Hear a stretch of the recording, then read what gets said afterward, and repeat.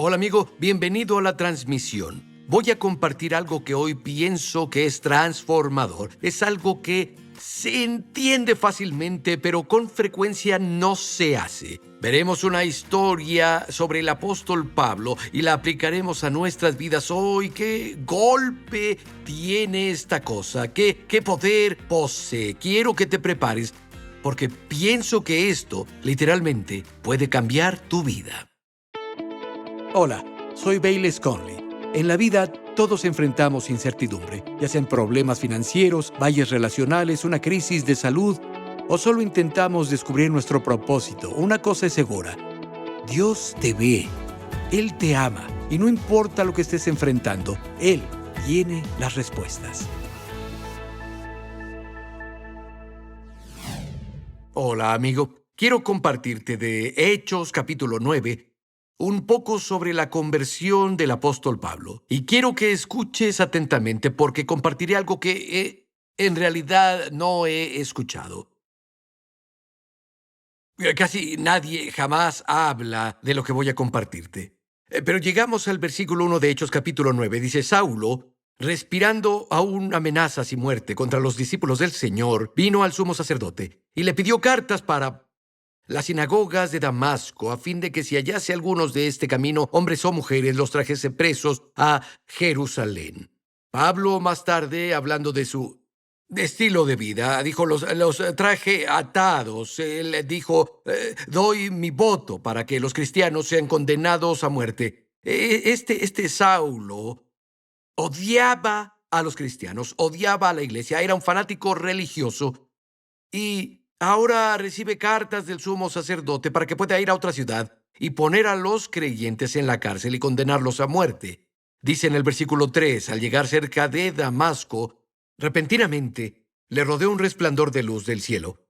Y cayendo en tierra, oyó una voz que le decía: Saulo, Saulo, ¿por qué me persigues?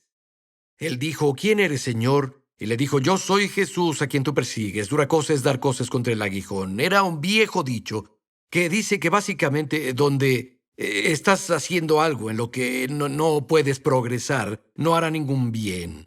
Un acicate era un palo afilado que usaban con los animales cuando pastoreaban, y dar cosas contra los aguijones significa que te meterás en problemas si sigues en la dirección en la que vas. Y creo que también significa que Saulo tenía un testimonio en su corazón de que era verdadero el cristianismo. Tal vez cuando sostuvo las vestiduras de todos, cuando Esteban fue apedreado, la Biblia dice que el rostro de Esteban brillaba como el rostro de un ángel. Y las palabras que pronunció, las pronunció con tal sabiduría que cortaba el corazón de la gente. Saulo estaba allí. Oyó predicar a Esteban, oyó a Esteban hablar de Jesús, vio el resplandor del cielo en el rostro de Esteban. Entonces, tal vez es esto de dar cosas contra los aguijones. Es más que solo: oye, deja de perseguir a la iglesia. Pudo haber sido algo interior para Saulo, que tiene esta cosa, es cierto, pero está evitándolo. Y a ti te cuesta dar cosas contra los aguijones. Y algunos de ustedes, tal vez lo sepan, no me estarían viendo ahora si no hubiera algo en ustedes que dijera: esto es real. Dios está tratando de llamar tu atención y te digo que es difícil para ti dar cosas contra los aguijones. Deja de resistirte a ese testimonio interior que el Espíritu te está dando sobre que Jesucristo es real. La historia continúa. Dice él, es decir, Saulo, temblando y asustado, dijo: Señor, ¿qué quieres que yo haga? Esas son dos buenas preguntas. ¿Qué hacerse cuando eres salvo? Señor, ¿quién eres y qué quieres que haga? Pasarás el resto de tu vida descubriendo una respuesta progresiva a esas dos preguntas. Señor, ¿quién eres? Y te familiarizarás progresivamente con quién es el Señor, la maravilla de su persona. Y progresivamente, paso a paso, Dios te guía hacia lo que Él quiere que hagas con tu vida, y hay diferentes estaciones. Entonces, dos grandes preguntas. Y todos los días después de esto, toda la vida de Pablo giró en torno a la respuesta en desarrollo a esas dos preguntas. Pero el Señor le dijo: levántate y entra en la ciudad, y se te dirá lo que debes hacer. Entonces Saulo entró a la ciudad y no pudo ver Por varios días él no comió nada, ayunó, y mientras Dios le habló a un discípulo llamado Ananías, dijo: oye, hay alguien llamado Saulo en la ciudad tal y tal, calle, él está orando, debes ir a verlo. Y Ananías se sorprendió, dijo: Señor, he oído hablar de él. Él arroja a tu pueblo en la cárcel y los persigue. Y el Señor dijo: no, él es una vasija escogida para mí, para llevar mi nombre delante de reyes y gobernantes, y le voy a mostrar que grandes cosas tiene que sufrir por mi causa. Y Ananías se presenta y dice: Saulo, el Señor que se te apareció me envió a orar por ti. Oró por él, fue lleno del Espíritu Santo, cayeron escamas de sus ojos, podía ver de nuevo, fue bautizado, y pasó algunos días con los discípulos allá en Damasco. Y Saulo comenzó a enseñar y creció en fuerza, comenzó confrontando a los judíos de allí con las Escrituras que Jesús era en verdad el Mesías, el Hijo de Dios. Y es una gran historia. Y después de eso termina yendo a Jerusalén. Esto es todo lo que quiero que empieces a ver.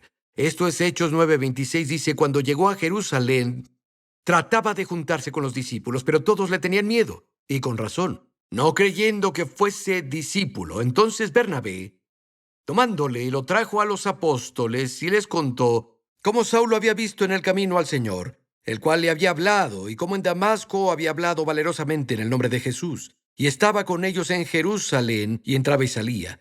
Y Bernabé, quien también es conocido como el hijo de consolación, tomó a Pablo bajo su cuidado y dijo: escuchen, Jesús se le apareció en camino a Damasco y les contó toda la historia, y dijo: Jesús habló. Bien, Bernabé, ¿cómo sabes eso? Él no estaba allí. Obviamente, Pablo ha estado compartiendo su historia. La compartió con Bernabé, Bernabé la compartió con ellos y tuvo un impacto en los discípulos y en los creyentes allí en Jerusalén. Y entonces Pablo no se mostró reticente a compartir su historia, se apresuró a hablar de su encuentro con Jesús, y ahora avanzamos 25 años hacia el futuro.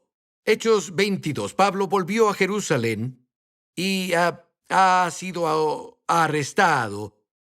Y llama la atención de todos el romano, creo que era un centurión, permitió que Pablo hablara, y Pablo tenía la atención de todos. Había judíos enojados que estaban tratando de separarlo, y comienza a hablarles en lengua hebrea. Y de nuevo, esto es 25 años después de su experiencia de conversión, y se quedan más callados cuando escuchan que está hablando en hebreo. Y esto es solo lo que Pablo dice en Hechos 22:6. Pasó que yendo yo, al llegar cerca de Damasco, como a mediodía, de repente me rodeó mucha luz del cielo, y caí al suelo, y oí una voz que me decía: Saulo, Saulo, ¿por qué me persigues? Respondí: ¿quién eres, Señor? Y me dijo: yo soy Jesús de Nazaret, a quien tú persigues.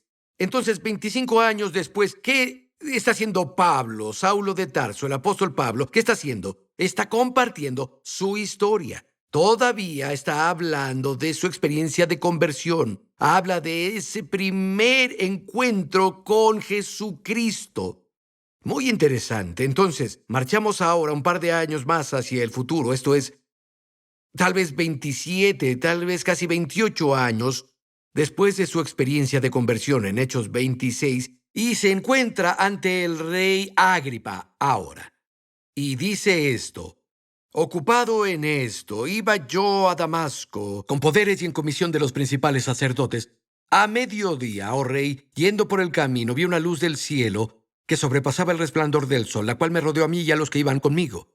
Y habiendo caído todos nosotros en tierra, oyó una voz que me hablaba y decía en lengua hebrea: Saulo, Saulo, ¿por qué me persigues? Dura cosa te es dar cosas contra el aguijón. Dije: ¿quién eres, Señor? Él dijo: yo soy Jesús, a quien tú persigues. Ahora, 27 años después de su experiencia de conversión, está ante un rey. Dirás: ok, amigo, necesitas exponer la doctrina ahora. Necesitas enseñar un buen sermón de 5 puntos. No, se lanza a su testimonio, se lanza a su historia.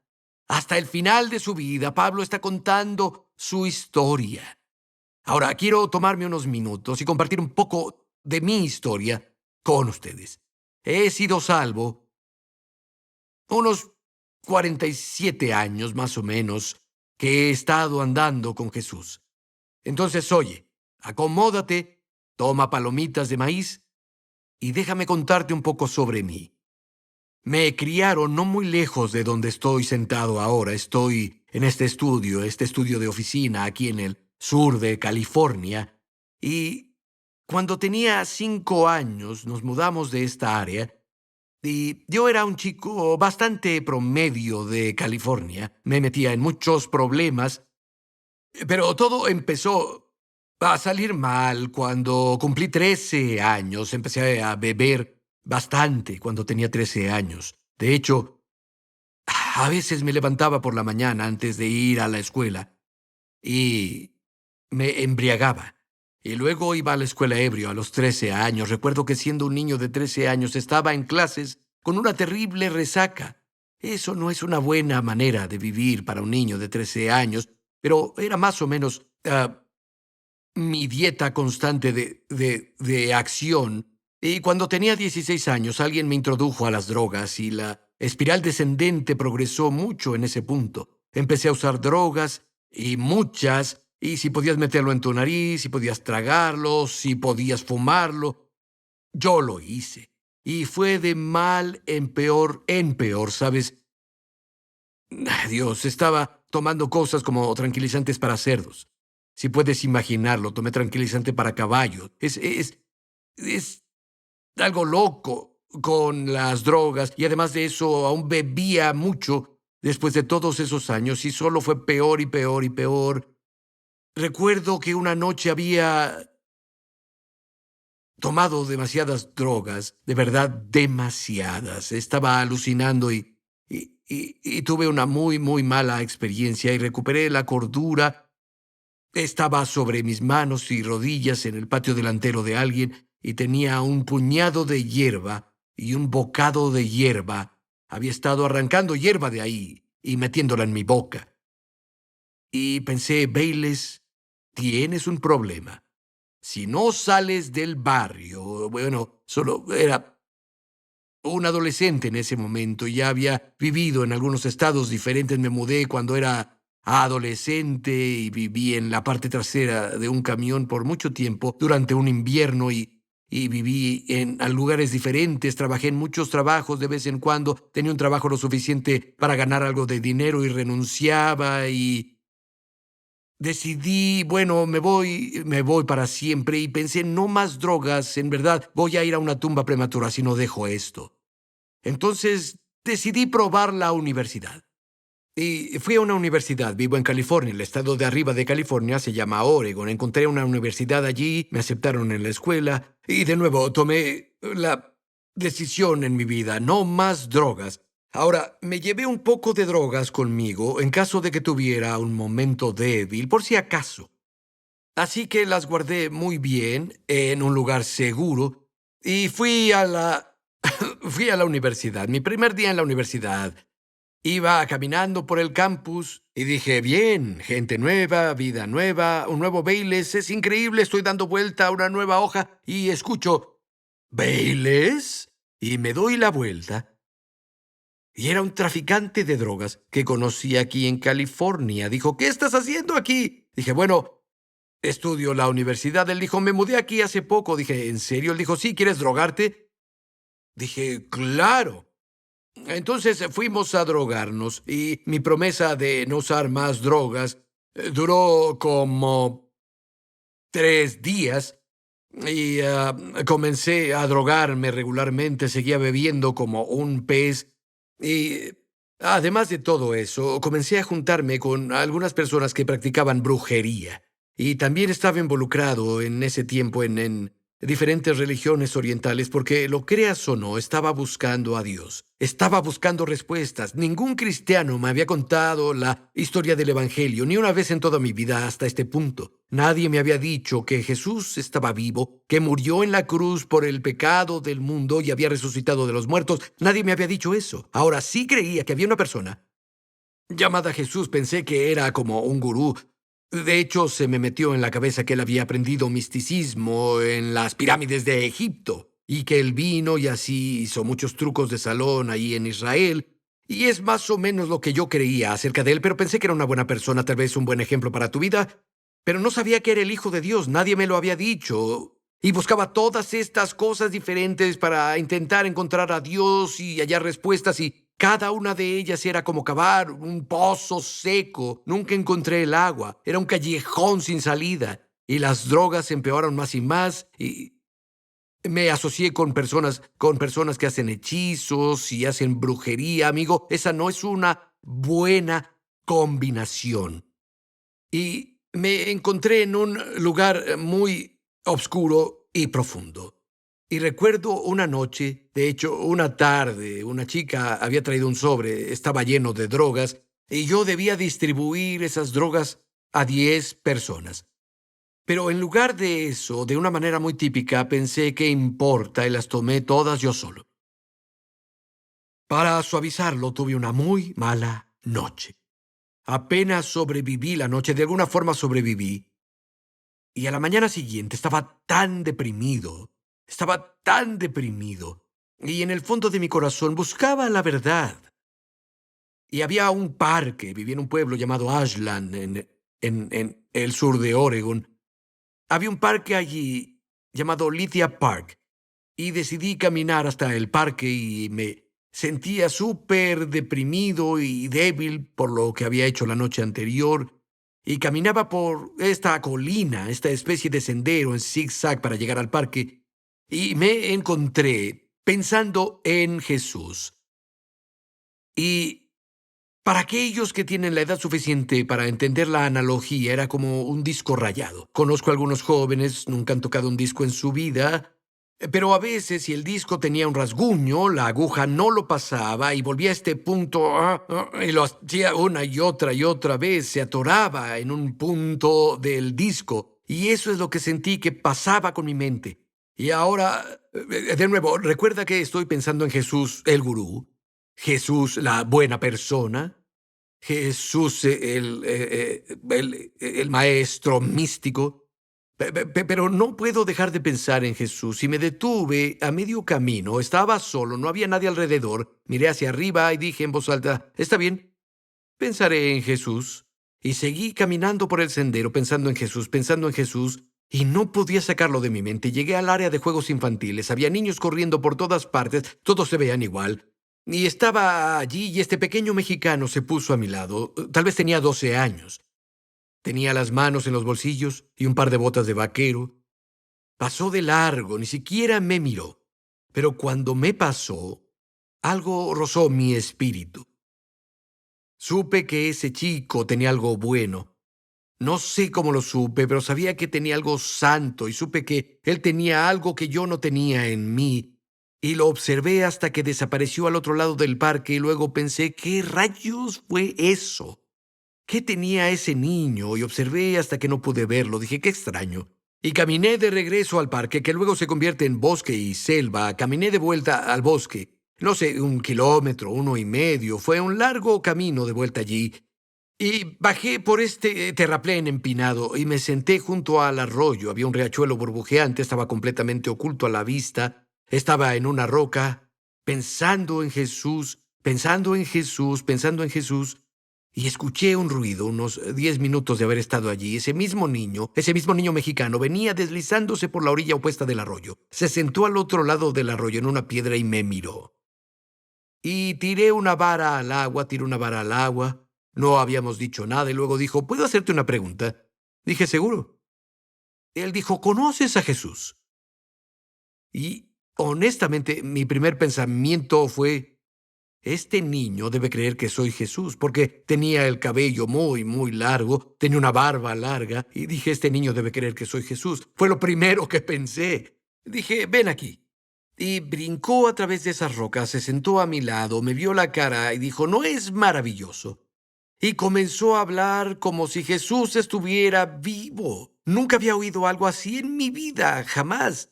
Y estaba escuchando a este niño y me estaba volviendo loco. Dijo, vamos, quiero que conozcas a mi mamá. Lo seguí a través del parque, de vuelta a un área con hierba. Ahí estaba su madre, dormida en la hierba. Sus 2 hermanitas jugaban en la hierba. Y su mamá se despertó, él estaba allí, como, mira lo que encontré, mamá.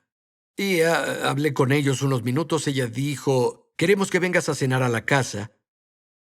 Y entonces pensé, no voy a ir a tu casa a cenar. Ustedes son muy raros. Dije, gracias, no gracias. Y me alejé. Al alejarme me grita la dirección y la calle. Y lo pasé por alto. Les di la espalda, me alejé y dije, no volveré a ver a estas personas. Bueno, 2 semanas después, tuve este deseo abrumador. De la nada se me ocurrió encontrar su casa y recordé la dirección. Así que estacioné mi auto en la calle. Era una calle que bajaba. Iba caminando por esta pendiente, viendo las direcciones de las calles, tratando de encontrarla. Y ahí la madre del pequeño asomaba de una ventana del segundo piso.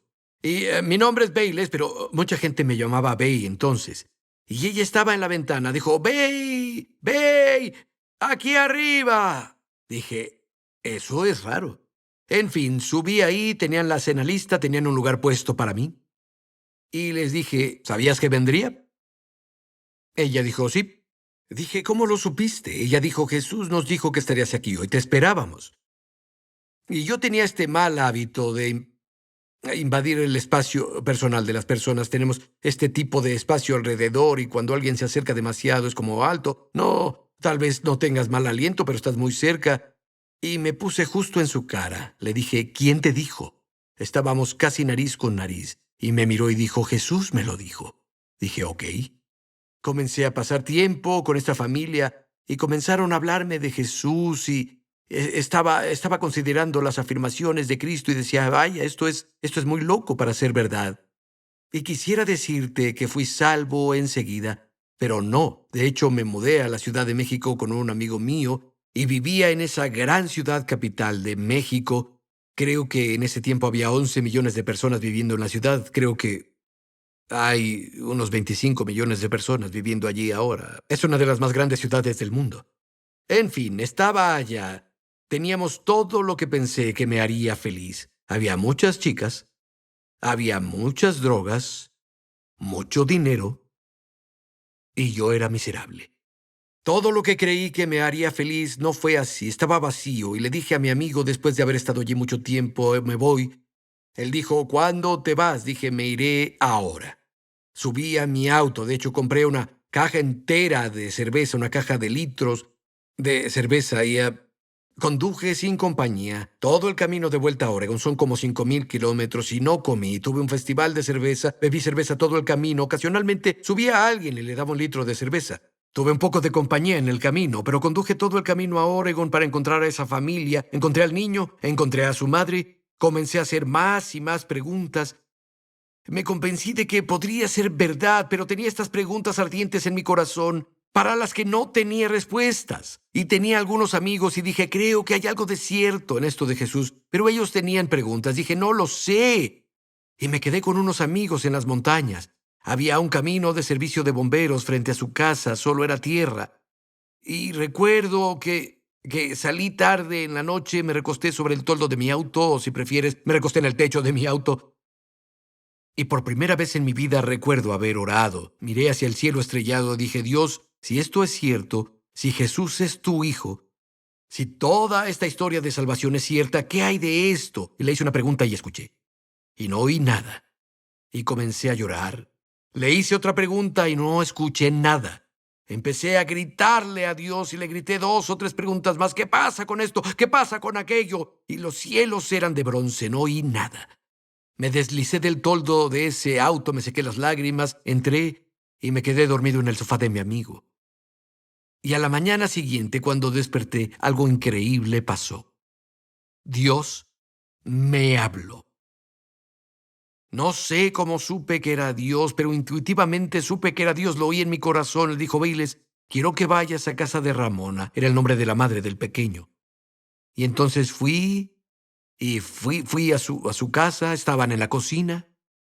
Estaban empacando para ir a alguna parte. Dije, ¿a dónde van? Vamos a la siguiente ciudad, Medford. Vamos a una misión callejera. Estaba en la cocina. Dios me habló por segunda vez. Y sé que era Dios. Lo oía en mi corazón. Él dijo, quiero que vayas con ellos. Lo escuché. Y adentro, internamente, discutí con Dios. Dije, no, no lo creo. Y luego dije, Dios, te diré algo, te haré un trato. Si me invitan, iré con ellos. Dije eso en mi corazón. De inmediato, Ramona se gira, me apunta y dice, ¿vendrás con nosotros? Dije, está bien. Y fuimos, estaba en primera fila. El lugar estaba lleno de vagabundos y alcohólicos, drogadictos, callejeros. En serio, me sentí como en casa. Iban a tener un servicio de testimonio. No sabía qué significaba eso. Y había este atril gigante, este gran podio de madera. Una mujercita robusta, la primera, se levantó allí y en lugar de compartir su testimonio, comienza a citar palabra por palabra la primera pregunta que le hice a Dios la noche anterior recostado en mi auto, yo solo en las montañas, y luego compartió la respuesta de las Escrituras. Estaba en primera fila y empecé a llorar. Y luego un chico se levantó para compartir su testimonio, pero en lugar citó la siguiente pregunta, palabra por palabra que le hice a Dios, recostado sobre mi auto, mirando a las estrellas, y compartió la respuesta de las Escrituras. Y luego la siguiente persona se levantó y citó las preguntas que le grité a Dios y compartieron la respuesta de la Biblia. Para ese momento lloraba a mares. Supe que me llevaron ahí. Me golpeó como una tonelada de cemento, como dice en el Evangelio es real, Jesús es real. Y esa noche dieron una invitación. Yo fui el único que respondió y recuerdo que lloraba tanto. Este chico con una gran barba, una especie de oso pardo, me sostuvo en sus brazos mientras yo sollozaba en su pecho. Y esa noche, en esa misión de Medford, Oregon, entregué mi vida a Jesús. Me impusieron las manos y oraron por mí. El poder de la drogadicción se rompió en mí desde ese día hasta hoy, como 47 años. Nunca he tenido otra droga ilegal en mi cuerpo. Jesús ha cambiado mi vida. Y quien quiera que seas, donde sea que me veas, quiero decirte que Él puede cambiar tu vida. Y si ya lo ha hecho, necesitas contarle a alguien tu historia. Y si nunca has abierto tu corazón al Salvador, hazlo ahora. No es una coincidencia, este es el diseño divino, amigo. Jesús te ama. Él murió en la cruz para lavar tus pecados. Él fue resucitado de los muertos. Y si invocas el nombre de Jesús ahora, Él te salvará, Él te lavará, Él te cambiará. Solo desde tu corazón di, Jesús, yo creo en ti. Ven a mi vida y sálvame. Amigo, no te decepcionará. Hay poder en ese nombre y hay poder en tu historia. Dios te bendiga. Gracias por acompañarme, gracias por escuchar mi historia. Y tengo la sensación de que Dios ha usado lo que hicimos hoy para tocar a muchas personas. Tal vez no lo sepas, pero se ha traducido a varios idiomas y se ha llevado a todo el mundo, a unos 120 países. Y quiero agradecerles a aquellos que nos apoyan en oración y con sus finanzas. Nos permite llevar la historia de Jesús y el mensaje del Evangelio a personas que lo necesitan. Dios te bendiga mucho. Nos encantaría saber de ti.